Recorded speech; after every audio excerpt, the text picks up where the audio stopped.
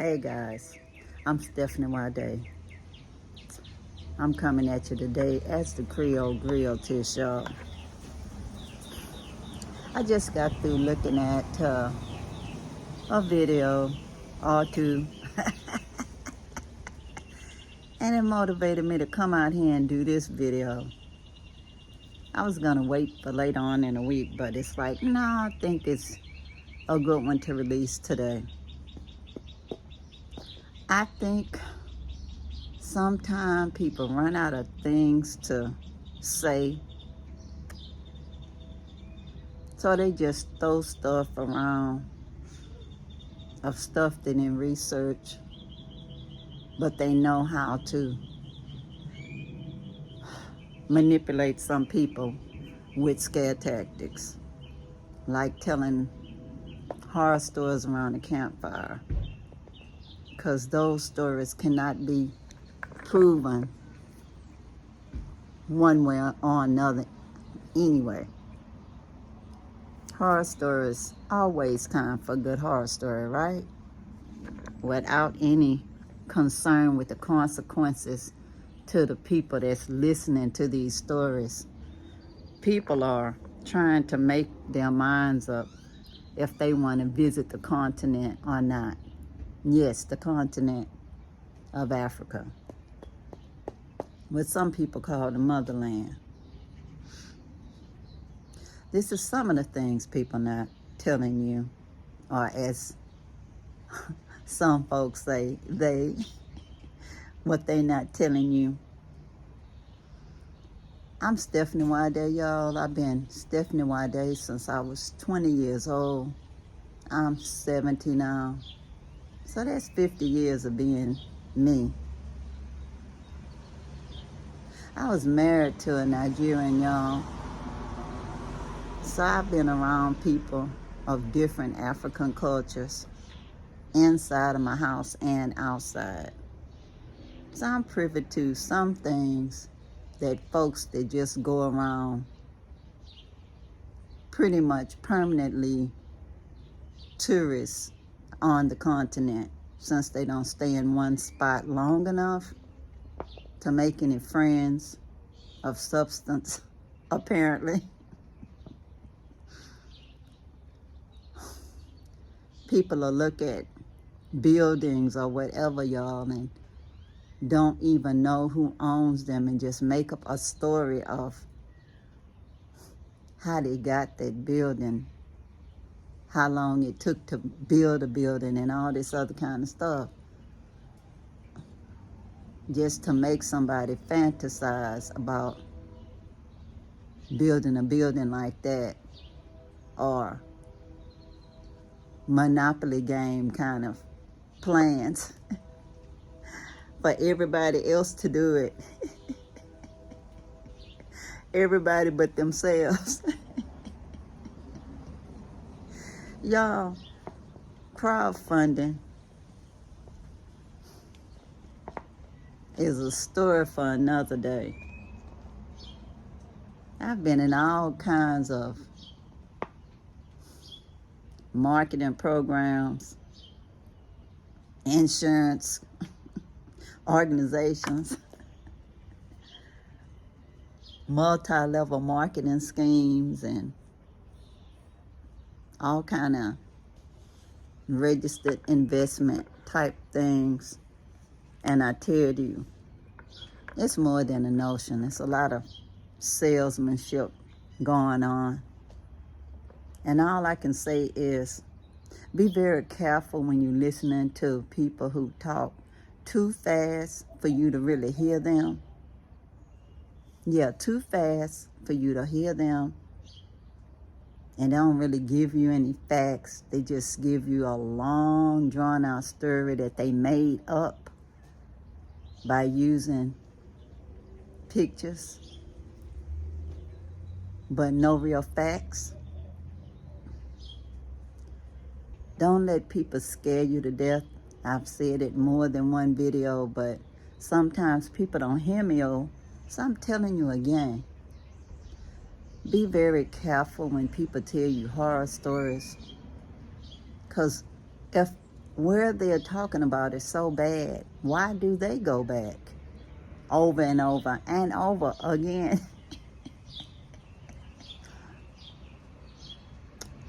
I tell you, the reason why I go to different places on the motherland is because I know people there. I made friends when I was there. It took some years to make my relationships. Have land in the Gambia that we have our food forest project on. And when I'm no longer here, y'all, the Kora Kora organization, which is an organization for Gambians by Gambians, they'll be managing the place, hopefully forever, so it can continue to be a food forest project to teach permaculture for the community. That's my wish, that it will never be sold. Never. It should be for the Gambian people to be empowered to self-sufficiency. But y'all, people are the same everywhere. For whatever horror story somebody can tell y'all about what happens on the African continent, same thing can happen in any continent, anywhere.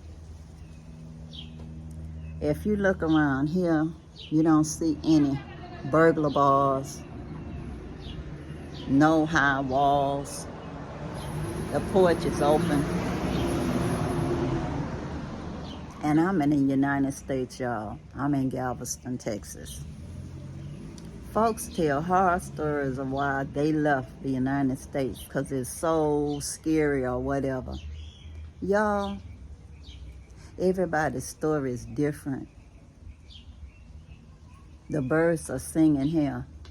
If I wouldn't have told y'all, some of y'all might have thought I was in some African country, but I'm not. You can find peace anywhere, y'all. It all begins in here.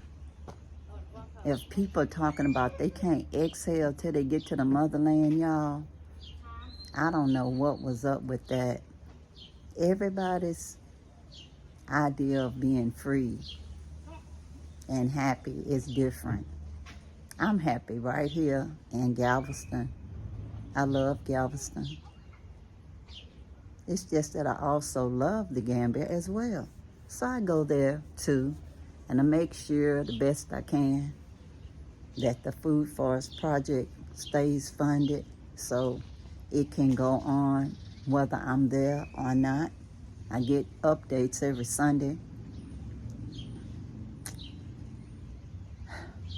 One of my subscribers asked me about African religions.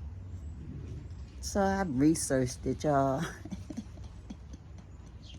Because I wanted to just say something as concise as possible without any value judgments one way or another. It's just to answer a question that somebody asked. And you know, there is no dumb questions. All questions have value. Because that's something that I don't have to make up. When people ask me a question, I actually telling you something you want to know. Hold on. Whew. I had to wait till my neighbor pulled off. Their motor was too loud, child. But anyway, the question was, what religions do they practice in Africa? And no, I'll never just tell somebody, look it up in Wikipedia. I tell y'all to do your own research, whether it's online or in the library, or ask someone that you know came from an African country or has visited an African country. They may know something that I don't know, because I just researched this to tell y'all in a better way than just without researching it. The most widely practiced religions in Africa are Christianity and Islam. Christianity is the largest, In sub-Saharan Africa, with about 45% of the population identifying as Christian, Islam is the largest religion in North Africa and the Sahel region, with about 40% of the population identifying as Muslim. In addition to Christianity and Islam, there are also a number of indigenous African religious practices in Africa. These religions are often based on belief in a supreme being or creator God, as well as a variety of lesser spirits and deities. Indigenous African religions often play an important role in the social and cultural life of African communities. It's also important to note that many African people practice a combination of Christianity, Islam, and indigenous African religions. This is known as syncretism. Syncretism is a common phenomenon in Africa, and it reflects the diverse religious landscapes of the continent. And then it just said, here's a more detailed breakdown of the religious demographics of Africa. Christianity, 45%, Islam, 40%, indigenous African religions, 15%. And y'all, this is just estimates from when I went online. I printed out a whole lots of stuff, y'all, but I am not gonna bore y'all. I ain't gonna bore y'all with all of that. Just touching the tip of the iceberg to help you start your thinking process so you can go and decide what more you want to research yourself online or at the library, or by asking a friend or making a friend. You may work with somebody or go to school with somebody that's from the motherland. Just ask them in a nice way, and I'm sure that they'll answer you to your liking. It's all about how you ask somebody on how to respond. And y'all, you know, it's a lots of people that say some things, but then when you answer them, they get upset. Oh, y'all, I'm sorry that some people don't understand. Just giving them an answer, you know. All I can do is be me. I try my best to just answer. And y'all, I ain't mad at nobody. I don't know nobody out here at all. And I'm not doing this for the money. Believe you me. Even though I've been monetized for about, a week now? It's nothing to talk to the ancestors or nobody else about. I don't know if I ever get a paycheck from them for how you get paid, you know. You got to make a certain amount before you even get one check, so who knows. Y'all have to what? Subscribe, like, hit the notification bell, share, make comments again, and be okay with my answer to your comments. And everything will grow organically. I'm too broke to be paying for any optimizations or any other thing, y'all. It's just gonna be organic, and the Most High is letting me be here with y'all from day to day. So I'm so happy that I was able to be here with y'all and answer one question today that one of my subscribers asked me, and talk in general about the motherland. And telling y'all again, don't let other people scare you. Imagine somebody always will be talking about people's religion but they have so much religiosity in them. When they talking, they might as well sound like a, I don't know, wannabe weird leader that might want to make you drink some Kool-Aid or something. Be careful, y'all. Don't follow everybody just because they got a smooth tongue. Sometimes being in groups is not the safest of things when you don't know them people. Everybody hearing voices is not a safe person to be with.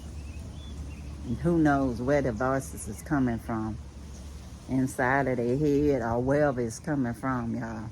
Be careful, oh. That's all I can say. Be careful, oh.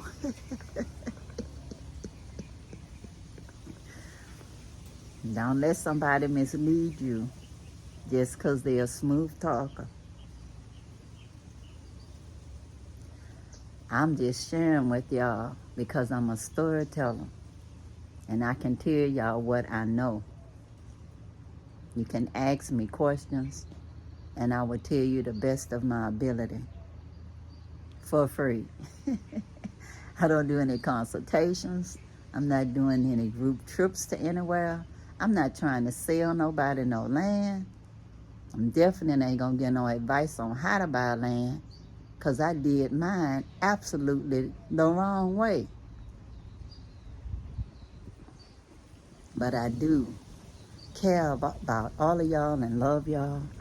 And before it gets too long and y'all just cut me off before I finish. Oh, until the next time, just remember, use some discernment. Don't let people who talk about religion all the time or other people groups in a negative way blame all their problems on someone else. Don't take accountability for their own actions. Be careful, y'all. Be careful. People that don't respect their parents, be careful. People who don't respect their mama, their grandma, their daddy, be careful, y'all. Be careful. That's all I can say. I love y'all. Bye.